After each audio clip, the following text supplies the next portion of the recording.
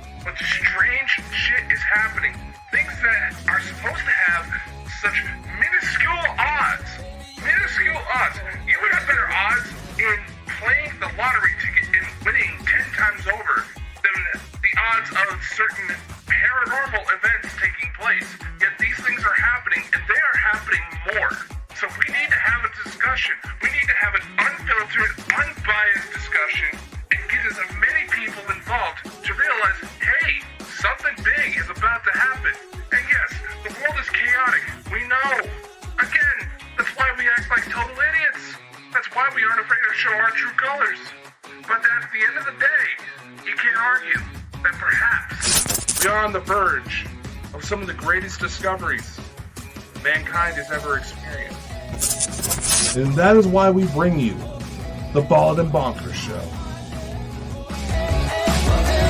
Baby, you can get on my boat and make it rock, yeah.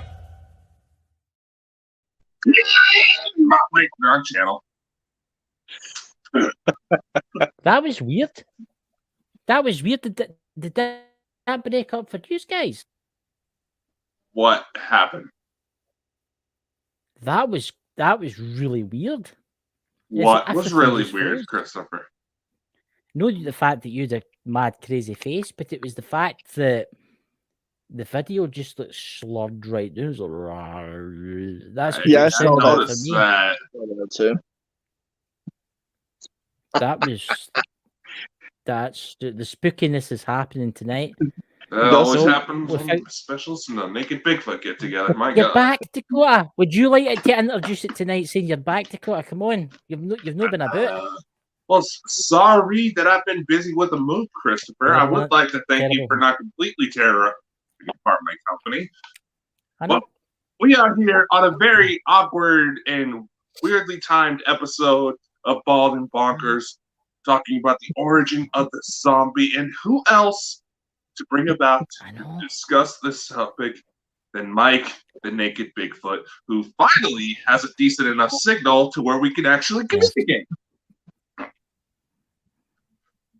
Yes, I am your humble guest, Mike, the Naked Bigfoot, and yeah, signal's been sucking ass for some time now, but today seemed to be okay.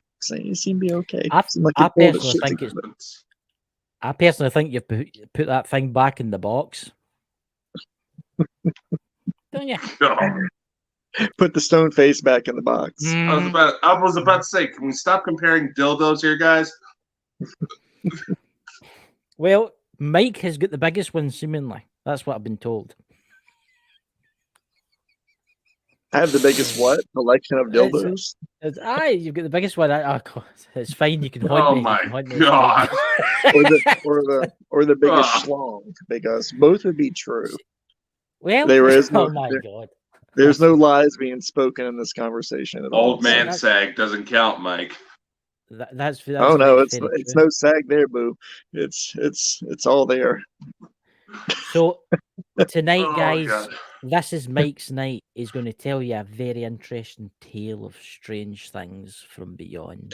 So, Mike, I had to put that in there. Without further ado, Mike, you have control, my friend. Well, it's a topic I've been wanting to talk about for some time, especially now that, in pop culture now, the the zombie has become quite famous. Everybody has a TV show. Everybody has a movie coming out of some form of zombie, whether it's caused by a virus, a curse, or whatever that is pulling it up. That people they either don't know or they forget the roots of the modern the modern incarnation of the zombie that we see in media nowadays. They're not, and I will speak mostly based on my faith. For those who do not know, I am a Hungan. I am a voodoo priest, and probably the zombie is aside. There are two things in my faith that are greatly Hollywoodized and greatly misconstrued, and that is the voodoo doll and the zombie. And I kind of blame Bela Lugosi for that when he did the movie White Zombie. You can trace it back then when, for those who don't know, that's a very old black and white movie that Bela Lugosi did. But it was one of the first movies that dealt with the topic of zombies, and they used a very racist. I can say that. I'm not saying it was a racist movie, but during the time, they sensationalized voodoo and attached the zombie to that, without fully understanding, what exactly in my faith a zombie is. I would say was or is. It's more fun to create these mindless automatons that enjoy eating people. And as it progressed through pop culture, it went from just eating people or killing people in general to eating brains and then eating flesh. The zombie in my culture does not eat flesh whatsoever. And there are, of course, I'm babbling a little bit. You guys need to interject with questions or something to get me back on track. So I tell you what, I'll bring up a picture. I've got a selection of pictures. Which one would you like me to bring up first? Would you the flask first, the one at the top, maybe? Yeah, because here we go. That's a powder box. For those who don't know what a powder box is, I'm about to explain that. That's powder box. In my culture, there are two types of things that are considered what we would consider zombies. There is one that is made, that is still living, and then there is one that is more supernatural, that is what we call a risen zombie. What that container would hold right there would be, if not the ingredients too, but the actual substance of zombie dust or zombie powder. There was, and just as a side note, there was, when you talk about zombies, there's actually a movie that's probably, it's still Hollywoodizes, it still sensationalizes my faith and the zombie, but it comes very close to what we actually believe in. It was a movie called, that Wes Craven did in the 80s, called The Serpent and the Rainbow. I strongly recommend people to watch that movie, The Serpent and the Rainbow. It's about 80% accurate and 20% Hollywood. But it explains the how a doctor who was trying to find better painkillers and anesthesia heard of zombie dust in Haiti, how it was used. And he went down there to try to collect some and learn how to make it, so he could bring it back to the States and sell it to the pharmaceutical industries, and they could use it as both as an anesthesia and also as a painkiller. And he got in all kinds of trouble when he went down there with both the faithful, and he also got in trouble politically. But it's a movie based loosely on his story when he traveled to Haiti to to find out the origins of zombie powder and zombie dust. Yeah. It's a fun movie. Yeah, I've actually seen it because I know the one you're talking about, and it's quite a very interesting movie. It's a really, really good movie that's got a lot of true elements in it. There's also another movie too that deals with it that's lesser known. It's called Venom. Am I talking about the one with Tom Hardy and the symbiote? It was done in the 90s. And actually, members of my faith actually worked on suppressing that movie. So it's really hard to come by and really hard to find. But the movie is called Venom. But it deals with the creation of the supernatural zombie. While the other movie, The Serpent and the Rainbow, dealt with the creation of the living into a zombie. So those are two movies if you guys ever want to go check them out. If you can find the movie, what the fuck? Will. But if you ever find the movie Venom, I'm talking about the one with Tom Hardy, okay? Not the superhero movie with Tom Hardy. It's a different movie altogether. And it's actually what they did in that movie, which got them in trouble with us, is that they used accurate Veves symbols and actual rituals from our faith that actually work. They use them on the set and they use them in the movie. And oh my god! If you watch the movie, things happen when people watch this. When they watch Venom, things happen. And we worked really hard to get that movie suppressed and not be shown very often. I think I'm one of the few people in this area that own a copy of it, of that movie. Well, thanks to you, Dakota. Thanks to you, Mike, Dakota, and me now, and probably the whole. I'm gonna go look for this movie. Now know of the movie Venom. So yeah, it raises you'll have nightmares after you watch it. Trust me. Trust me. That's nothing new. It's a completely fascinating movie. But let's get back to zombies. Yeah. You showed me the container that held zombie dust. In our culture, there are culturally two distinct types of zombies. There are people that are turned into zombies that have their soul removed and they become zombies by the use of zombie powder. Yeah. Well, no, that's part of it, by the way. And then there is the actual raising of a corpse, of a soulless corpse, and putting the spirit of a Loa within that corpse to animate it to do what you want it to do. Now, the one that's created, the one that is made, what zombie powder does? Zombie powder is a mixture of toxins, but of all natural toxins that have to literally ferment in the ground. Usually it's 30 days, and you pull it out of the ground at the height of the fullest moon to use it. That's part of the ritual. I'm not going to share the ritual with everybody. We do not do that.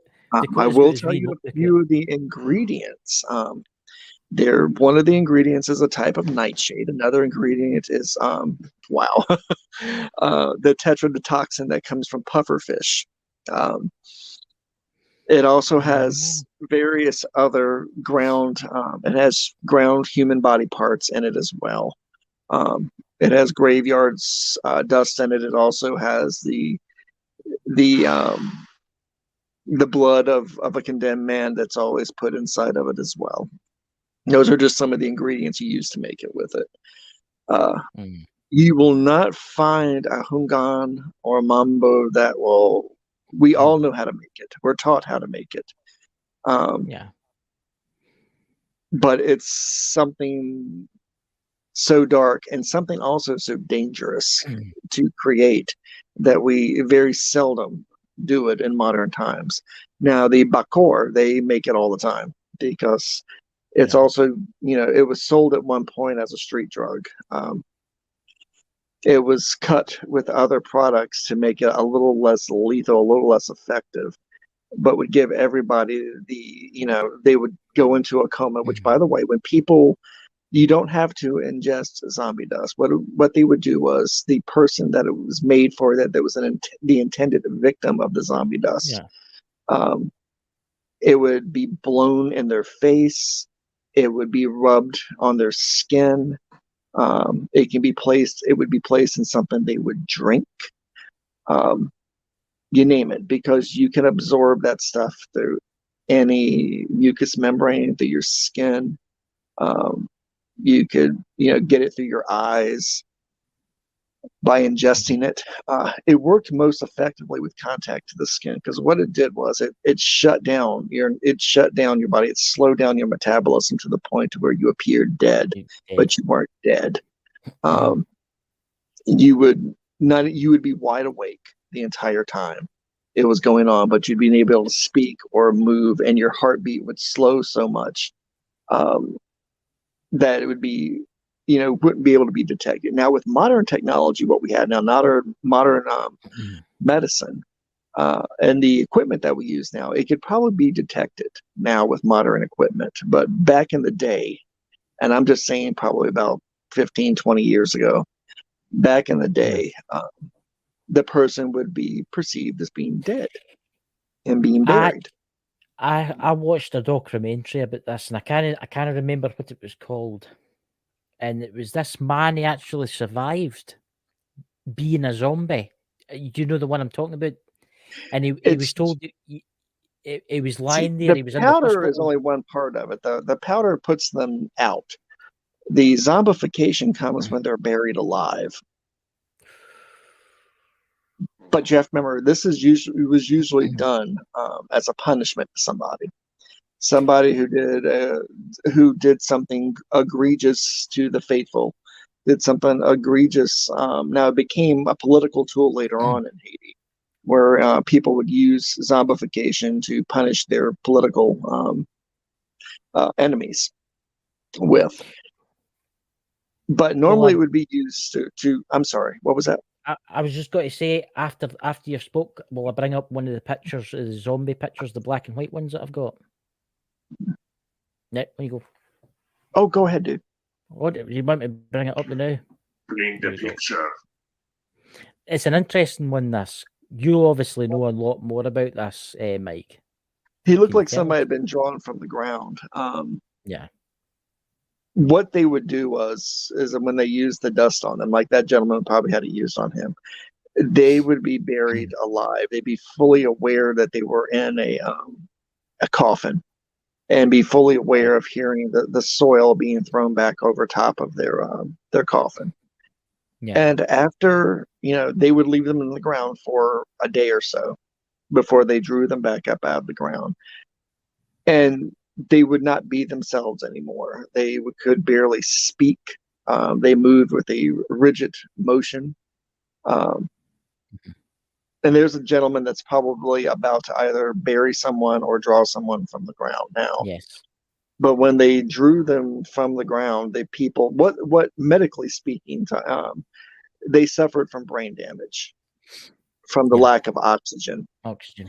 But to the faithful, it would appear that they died and they were pulled out of the ground, resurrected from the ground, because there's actually a ceremony involved where you're doing a blessing from Samadhi. You're telling them, we're going to pull this sinner, this bad man from the ground, give him back to us, so everybody may see his shame and his punishment, and beseeching, bearing somebody to give back his life, but you can keep his soul. So Baron somebody would give you back his life, but he would not have a soul. That's scary stuff. He would a person, and it was very rarely happened to women. It usually was done to men. And the people, when they died, everybody thought they died. There'd be an obituary in the local paper saying that this person died, and then few days later, they see them walking down the road or walking down the alley. And the only thing they could think of was they've come back from the dead. Yeah. But they did quite a scary thing, Well, the thing is, they still had a need to eat and feed themselves. They still had the basic mindset to try to survive. They would try to eat. They would go and walk into someone's house in the middle of dinner and shamble in, and start eating off their plates.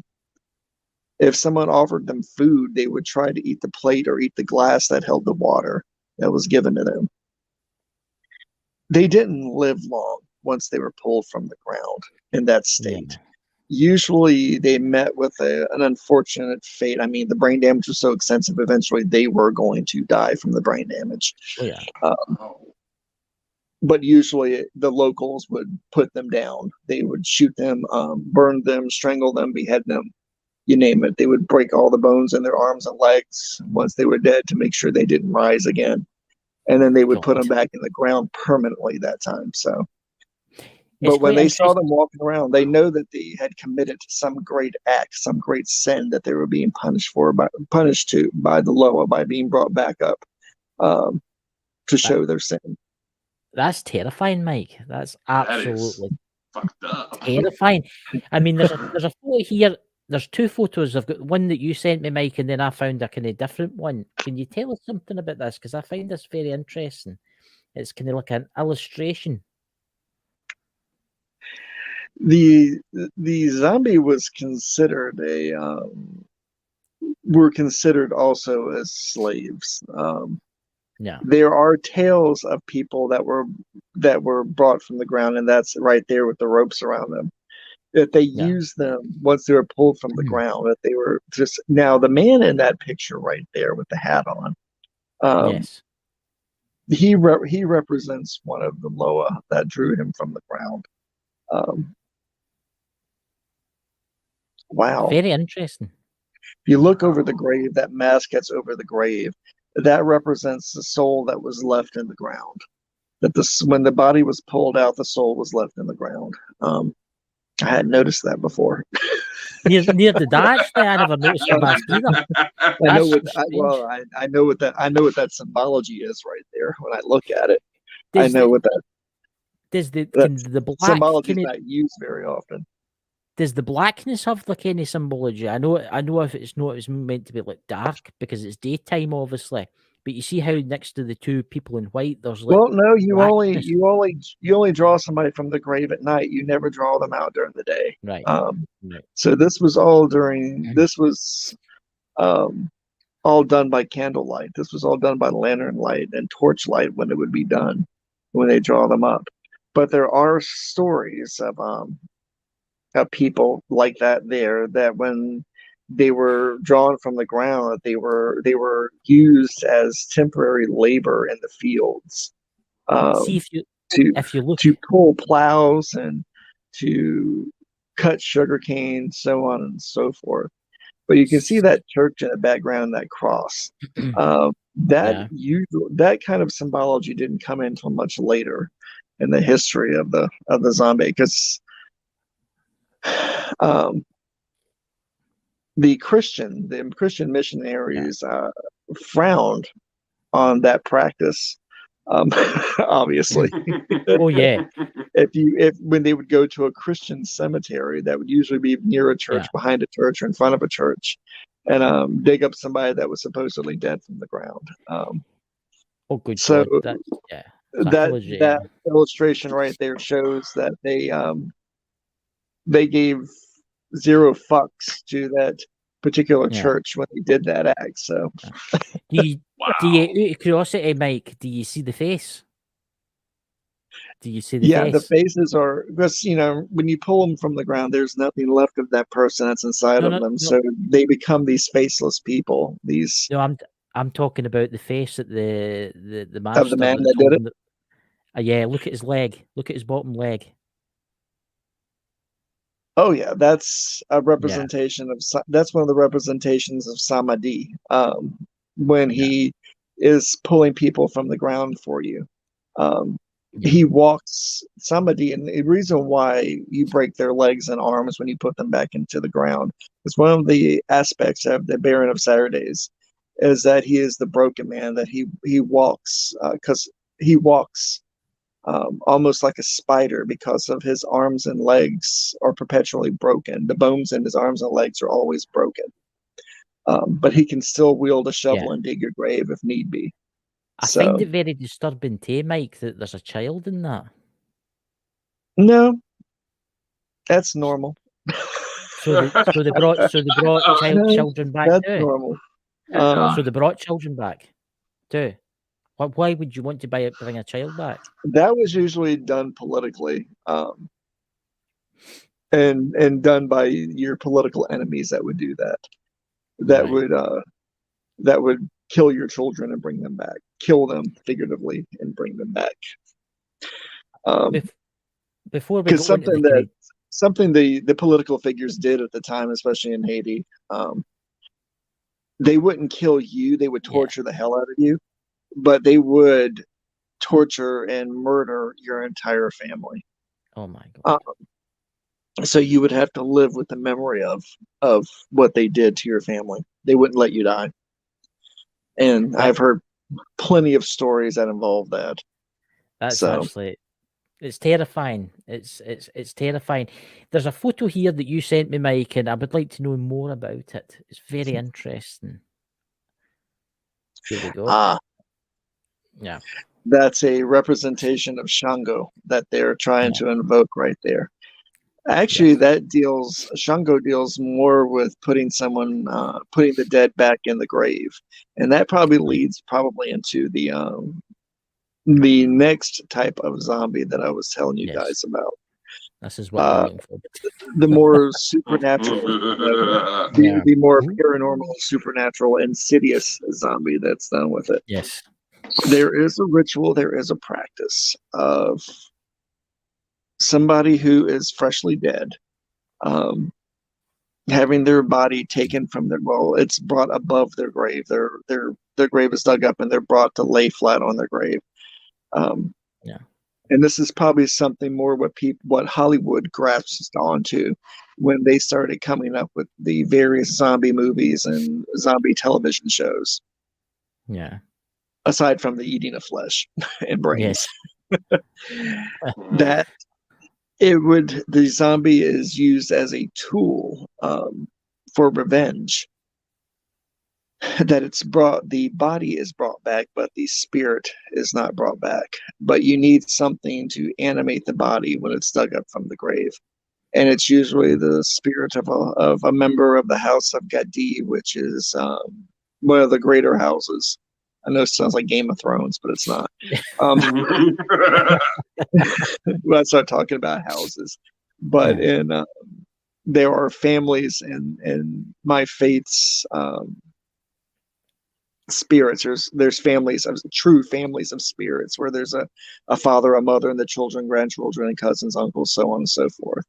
And the Gadi is one of the family names and one of the families that their main aspect to all of the children that were born as low as in that family were to deal with different aspects of death and undeath. And you would dig the body up. It had to be an intact body. It couldn't be missing arms, legs, head, anything like that. It had to have its own eyes as well. It had to be as intact as possible. So, and it was preferable to be rather youthful, and during their time of life. But what you would do was you would animate this body to go forth and to literally kill people. To go out and strangle, beat, kill, chew, you name it, to other people. But you would have to invest a spirit from the Gadi family to animate this body. The trick was once the body is brought up and once the body is animated, the body can never, you can't destroy it. You've brought something new to the world that you can't get rid of once you do it. Once it fulfills its purpose, it sits back and waits for more orders. It'll actually follow around the person who brought it back in the first place, who created it in the first place. It will actually follow them. They may leave it in the cemetery, but as they're walking down the road or traveling in the country, they may see the body that they brought back walking and following them through the woods or walking and following them through the town or the city. Again, they walk with not with a fluid gait. They walk with, stiff legs, stiff arms. But when you just looking at them, you would assume that they were alive. You wouldn't assume that they were dead until you tried to speak to them, and they would not speak back. And if you looked deep within their eyes, because where their pupils should be at are tiny orange pinpricks of flame that exist in those eyes. That is the spirit that's animating that body, that exists within the eyes of that zombie. And they would send it out to for revenge, to kill the if your wife is unfaithful, you would send the zombie forth to kill the man that she was screwing. If you felt like that your neighbor had done something to offend you enough to where you felt like creating this blasphemous thing to go out and to kill them. It reminds you a lot of the Jewish and the Kabbalah golem is the way you would give it its instructions. Instead of giving it instructions and placing the instructions in the mouth of this automaton that you raised up, you would draw pictures using colored sand to do it with it. And you would bring it, it would sit there with you, and you would show it what you wanted it to do. And you would give it a time frame in which to do it with. Now, you only maintain control from moon to moon of it. That's a control. It would only listen to you from moon to moon. It would only kill for you from moon to moon. So you'd have 30 days for it to exact what you wanted to do for it to do it. Then after that, it was free to roam. And like I said, usually it followed you. It wouldn't leave you alone until you put it back in its grave. Like I said before, you couldn't destroy it. You could burn it. You could chop it up. But over time, throw it into the ocean. But over time, this thing would piece itself back together. It would come back together.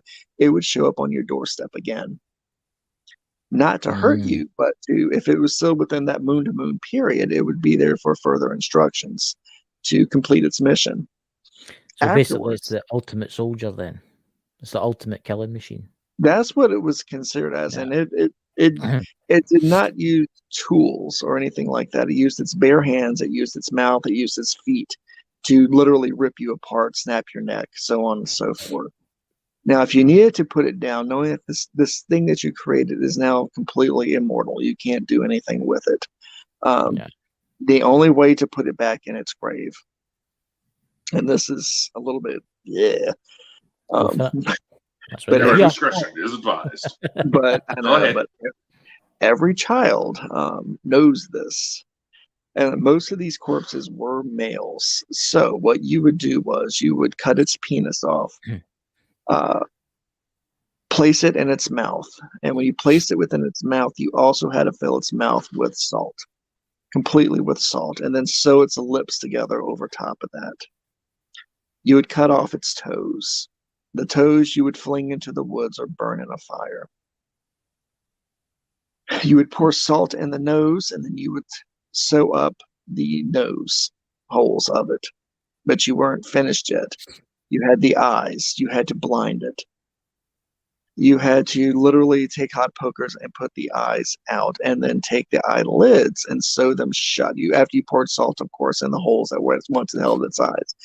What that does is it grounds out. It grounds the spiritual energy that's animating this corpse to where it will no longer rise. Now, if you were to cut the mouth open, cut open all the holes and remove all the salt, it would rise again and start moving again and pull itself back together again.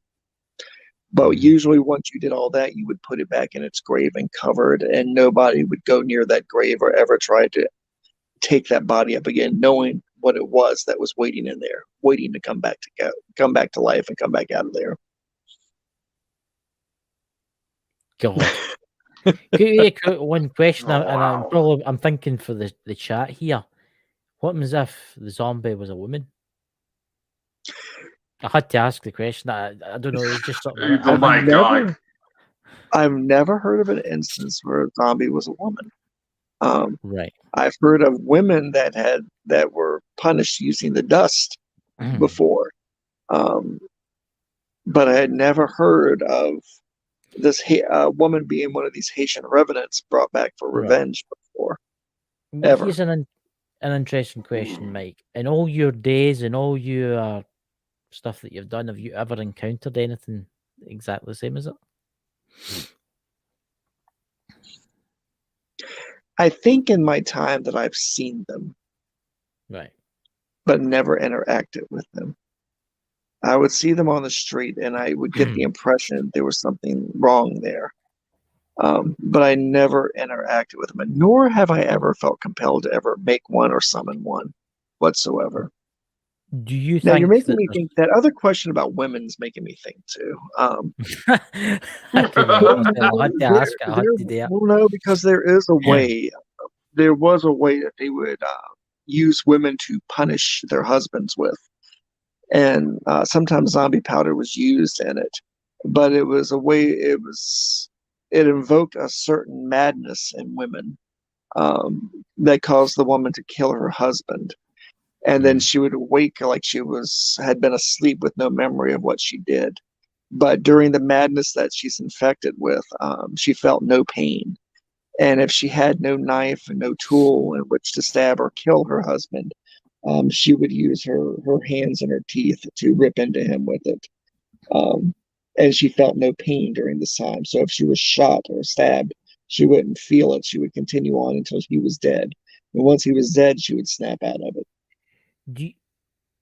Yeah, I'll ask this So question. Florida woman cracked out on meth. Got it. Here's a question for you, and then I'll let Dakota speak because he's no spoke all night hardly. Do you think in this modern era in the United States, is there any among us right now? Yes. Right. That's actually terrifying. That actually. Yeah. I know. Just not the Haitian version that's out there, because there are things that were brought up, and summoned forth zombies that were just released into the wild instead of being put down properly. But there are other cultures with other practices that would resemble what we would call a zombie that are out there. Yeah. That people brought up. Like I mentioned before, there of course is a Scandinavian revenant, which looks just like a living being, except for the person that it was called forth to kill. It's a corpse. It's an animated corpse. The person that it was sent to kill or to harm would not see it as they would not see it as a living being. They would see it as a shambling, rotting corpse coming after them. While everybody else around them, the non-intended victims, they would see it as a living being attacking another person. But the person being attacked would see it as it really was, as a rotting corpse trying to kill them. So, I'm finding it interesting that Mike's sound is starting to act funny as he was talking about that. Yeah. I don't have a mirror box to put myself in, so I'll need to make one. I know. I have to make a big mirror coffin to put myself in. So. Hi. So, out of curiosity, are there any countermeasures that someone could do that could negate the effects of the zombie dust? No. Absolutely. Shit. No. Absolutely none. This stuff is incredibly strong. There's no way to avoid it. If you get the smallest amount on your body, it will affect you. And it could, again, you could get it on your clothes. This is why it's so dangerous. This is why so many people don't screw with it. If you get some on your clothes, think of it as the fentanyl of the supernatural world. It doesn't take much to affect you whatsoever. I like playing pop culture and current event stuff to explain stuff. If you have some that's settled, like it missed you, but it settled on your clothing, but later on it gets on your skin, it's going to have the same effect. It's going to do it. It takes so little of it to put you down, and there's no way to. It has to wear off.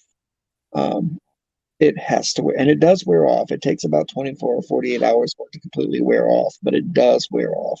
Your body does metabolize it, and it does wear off. And you wake up fine. Aside from the point, if somebody buried you, though, while you were underneath like seven, you would wake up fine. Silent mode. You wake up with some serious brain damage. Mike. That you would meet your final death eventually from it. So that was strange. You're starting to talk like a. See what I mean? Silent. That is, deeper in the hole we go, the weirder Mike sounds. Here's something, and maybe there's somebody sitting out there panicking now because somebody set a zombie after them. The second zombie, the bad ones that don't die, right? Is there any way, it's going to get you. In the end, it is going to get you, right? Is there any way you can protect your house so it can't come into the house? So as it waits outside on you, it can't come in. Is there any way you could protect your house to stop it from coming in to get you? Supposedly, if you put a ring around your house of it's called it's a tree called beach pine. It has a more proper name, but in Haiti it's called a beach pine. That you use the ash from that mixed with the soil of the person of the body that was pulled from the ground. But you would have to know that name of that person and then find their grave to be able to get the soil from their grave. And you would mix those and you could put it in a ring around your home. They couldn't cross that whatsoever. Very few things actually can cross that mixture.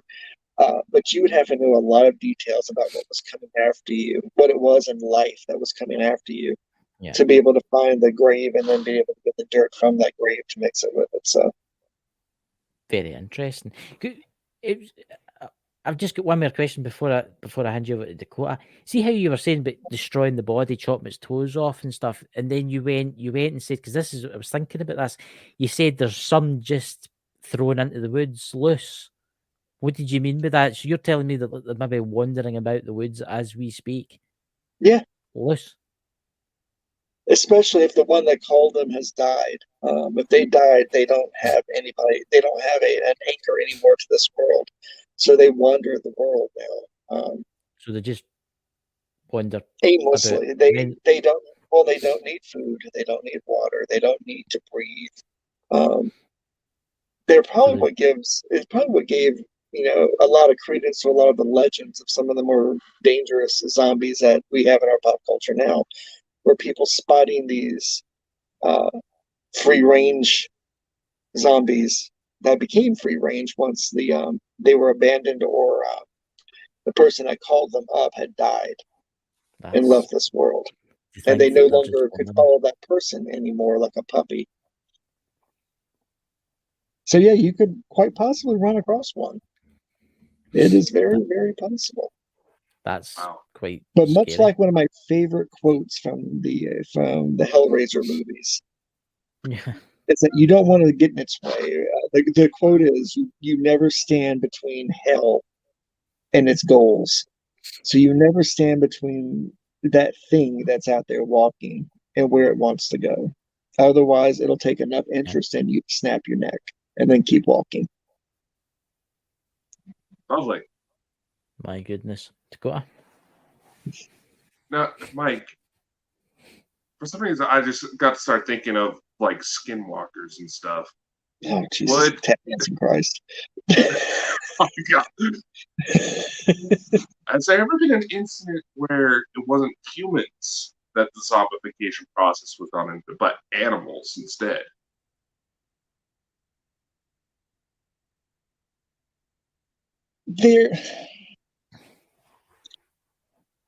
There are tales. Animals are different. Animals are completely different. Yeah. Their souls have a different purpose. Animals have a different purpose in both life and in death. They are creatures of instinct.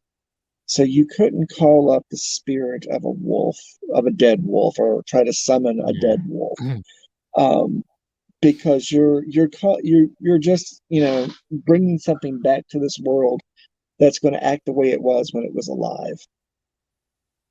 It doesn't have that spark currently or in the past of humanity. of purpose. It is a creature of instinct. And when you bring it back, you have a creature of instinct again that you won't be able to communicate with it whatsoever. And it's going to act instinctually. If you were able to pull something like that off, it is something that's going to act instinctually. It's not going to be your personal attack dog. It'll more likely attack you and rip your throat out, and then fall back into a state of death after it does that. Pet Cemetery, got it. Here's a question. I'm just going to throw this out here. It popped into my head when I was sitting here, but obviously this is probably a load of rubbish, right? What happens if you get a darker creature, a living darker creature entity, known, because there's loads of cryptids out there, right? That's intelligent, aware, and do the exact same to it. Like Bigfoot. Now, and there you go. I couldn't imagine a zombie Bigfoot whatsoever. That would be fucking horrifying. But there are, in different cultures, especially in Native American cultures, there are darker spirits of the wood that can be, and from nature and from the rocks and from the stone, that can be called up to animate corpses with. There's stories that they would tell back when we were moving out west and moving across the west, of people seeing Indians riding horses at midnight across the plains, but they would have this blue like hellfire glinting off of their bodies and off of the horses. And supposedly these were once dead Indians that had died, that had been brought back to defend their lands, but their souls didn't come back. They brought the spirits of the land, protecting spirits of the land, and some of the darker spirits of the air and of the night to inhabit the bodies, to ride out to do these things. So you're fucking telling me that Ghost Rider is real? Son of a bitch. Ding, ding, ding, ding, ding, ding, ding. Sorry, it's just... Yeah. No. I can think about 13 tribes right now are thinking about coming there and smacking you around right now. Sorry. Do you want me to give you your address, Dakota? If any American Indians out there want to meet Dakota in person, please go to the website and leave a comment or two. You know, he's always available. Just head out to Lanarkshire, you know. You can get Google instructions to Google Maps to his house. So. I'll post Chris's address. You know, he left it in the store, so. I know. It's absolutely fine. It's absolutely fine. You can come and visit if you want. I'm not caring. So, there's one other picture we've got there actually, and it was. I think it's the one where you said where they're mixing up the ingredients. You know, but never actually showed this one. Let's see. Let me play it. There we go. Yeah, it looks like they're mixing the ingredients to it right there. Is that a human skull there? That's like a human skull. Yeah, it's a skull. I have before I say this. It is illegal. It is a felony to harvest human remains from cemeteries currently. Yeah. But before those laws were in effect, and those laws don't pertain to any human remains that were harvested before that law went into effect. Yeah. With that being said, I own several human skulls. Do you, Mike? You should show one of them one night. Wow, what a surprise. I own human skulls. Well, there is a guy on TikTok who is selling real human bones. That's illegal. That's illegal. He legally acquired, and I was like, isn't transporting them across state lines legal? Well, it's illegal to sell human remains too. But what happens if they're already old, very old? Say they're about maybe 500 years old and they were bought in a shop maybe 100 years ago. There's still laws that prohibit doing that, except for under extreme cases. Most of the time, you can donate to museums, to different societies to do it with it, but you can't exchange money when it comes to that whatsoever. Out of curiosity, the human skulls that you've got, it wasn't anybody that pissed you off, was it? No. It was during my training where I had to go out and remove the skulls out of the ground of some people to create tools that I needed for my practice. So, and one of them I turned into a bowl, which I used to mix various powders and dusts in. For a second there, I thought you were going to say you eat your Rice Krispies out. Oh god. Your Cocoa Puts some Pops or lotion your on its skin. Yeah. Wait. The others I lotion on its use skin, Rob.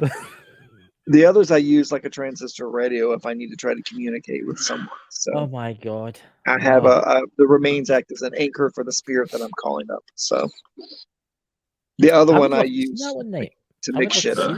Hell? I would love to see that one night. Would you be I have to willing make to sure do that? There was like electronic static I heard on my end when Mike was talking about using it as a transponder. What the hell? That was just freaky. I would really be interested in seeing that, mate. I will have to do a show on that and have those and bring some, because they currently reside in the cabinet of bad shit. So I lock them up so people don't mess with them too often. So why don't you do a video live one night, Mike, from the epicenter, from the cabinet of bad shit, from the location itself? You know Dakota why? will come and visit you and help you. It's because I don't know how much FBI, open up! we'll know of some of the malice that's associated with these objects. I'm not sure how much of it can be transmitted digitally. I was curious. I didn't think about this until after my show ended last night. Of how many people could have been affected last night by it. I was affected slightly. I couldn't sleep after it. For some weird reason, I kept seeing it in my image in my head. I will say that. And I had and I seen you, but you had like a weird gown on. I don't know what you were up to. And yeah, Liberace. Liberace, there you go. And I seen the face, and I kept waking up. It's strange. I woke up at 4 o'clock in the morning exactly. Went back to sleep. And I woke up at 6 o'clock in the morning exactly. And every time I woke up, I like my Alexa sitting next to me, and I clicked it, and it was exactly like 4 a.m. Nothing caught on fire, or you didn't feel ill, well, or have a fever. My experience, it takes spirits a little bit to figure out how to transmit themselves digitally. But I did when I woke up in the morning. I had a sore stomach for some weird reason. I did have a sore stomach. Well, but it didn't last long.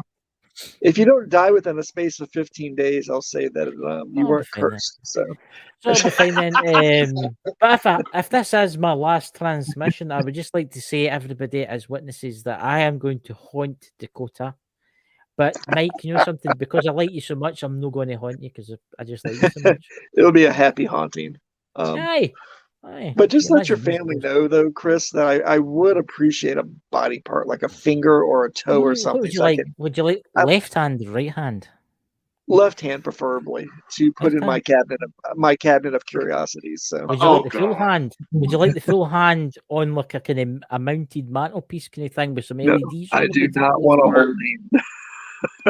I've seen plenty of hands of glory during my days of traveling. I do not need any more of those. Oh God! Not a glory hole, but a hand of glory.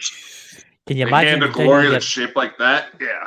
Can you imagine what would be worse? Going down to the cabinet of this despair where all your things are, and then noticing that my hand was missing. So you'd be lying in your bed at night, there'd be something slowly. I like to see if I could get your hand to animate to get it to walk around like thing.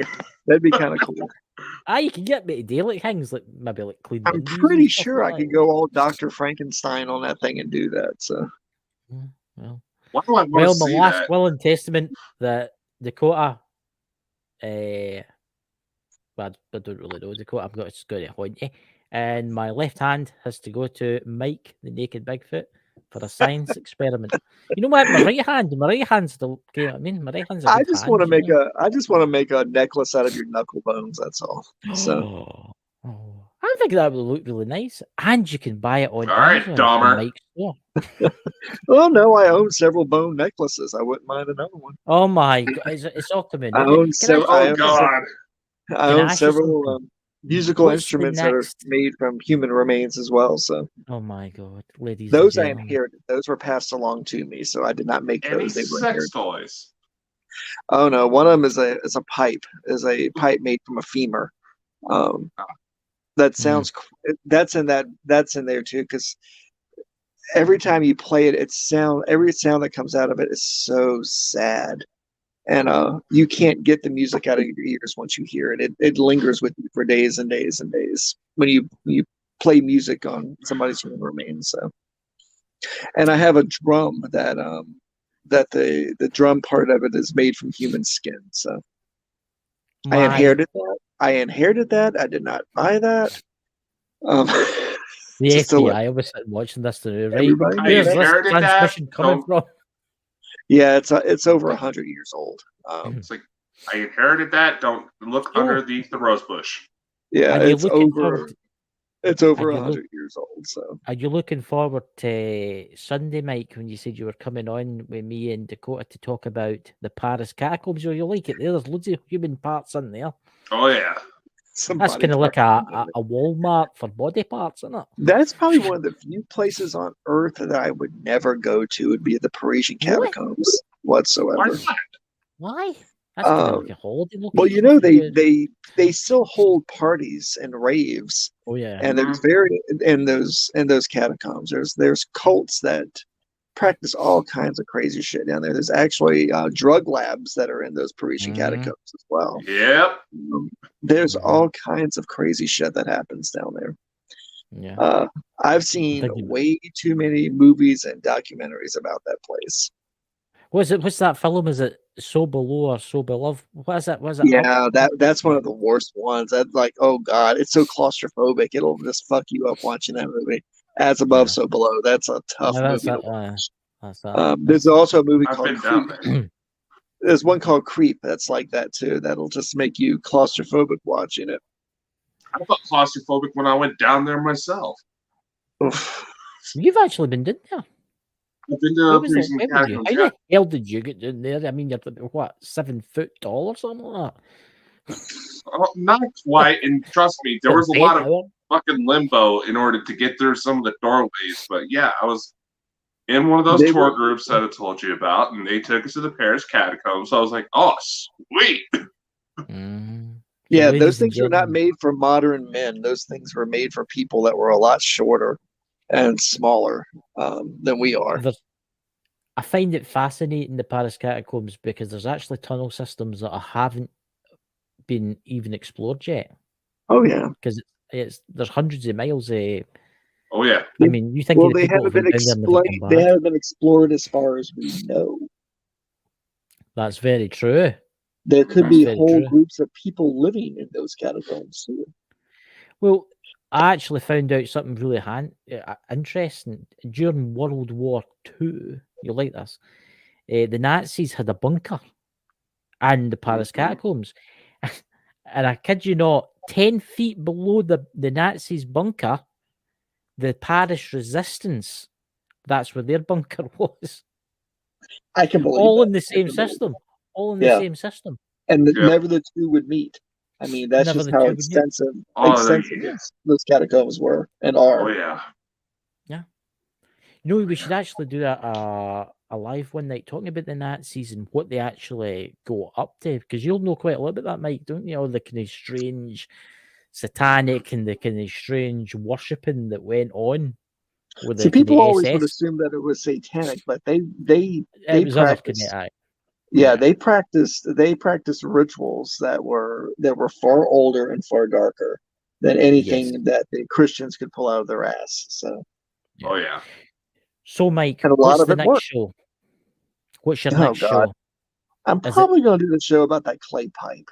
To be honest with you, The tale of the clay pipe. Yeah. The clay Can I pipe ask should be interesting. One question about the clay pipe. What did you smoke in it out of curiosity? Was it just normal tobacco or was it anything else? Because it's something that's in the back of my mind. I If bet you you did. were going to You did, didn't you? anything that you did smoke in that, you would summon the spirits of the people that Yeah. their ashes were mixed within that pipe.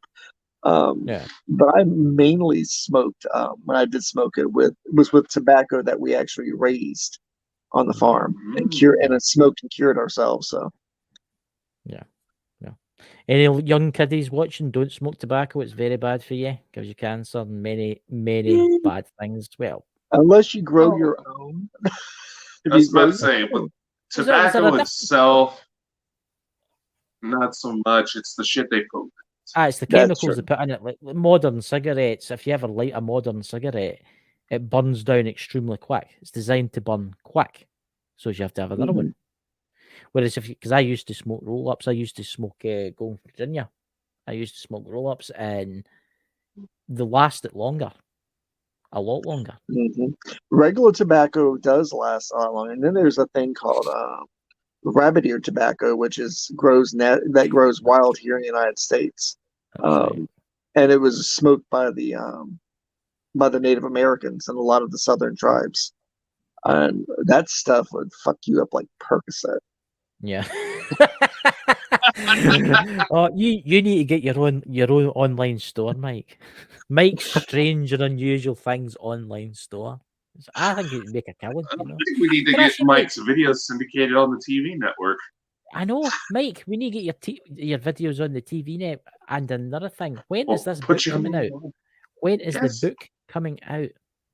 Yes, any updates on that? Glad you mentioned that because I am expecting a visit tomorrow from my from one of my attorneys, but also from my agent / publisher will be here tomorrow. So we're going to be talking about that. Moving forward with it. So we are moving forward. Again, the family members involved in that haven't died yet. But we did reach an amicable settlement. So I was going to say you could always leave them a clay face, in the will. You should not fuck with the stone face. Should never fuck with the stone face at all. Yeah. So, ladies and gentlemen, I hope you enjoyed it tonight. We'll catch you all on Saturday and Sunday, and Sherry, she's got a show tomorrow in the Lost Magics. What's it about tomorrow, Dakota? I believe Queen's Castle, and I actually need to get with Sherry in order to iron out the details because I haven't posted anything for it yet. That's terrible. That's terrible. That's terrible. But there's a lot of fucking castles. I know. There's loads of castles here in the United Kingdom. Well, I'm in Scotland. It's like, look, there's a castle. Look, one over there. One over there. They're everywhere. Oh, look, a nudist castle. We better don't tell Mike about things like that. You'll be getting them all excited. They exist. Where? I need to go. Talk to you, Mike, after the show. But everybody, thank you for coming, and we'll see you all on Friday, Saturday, Sunday. See you later. All right. Come on.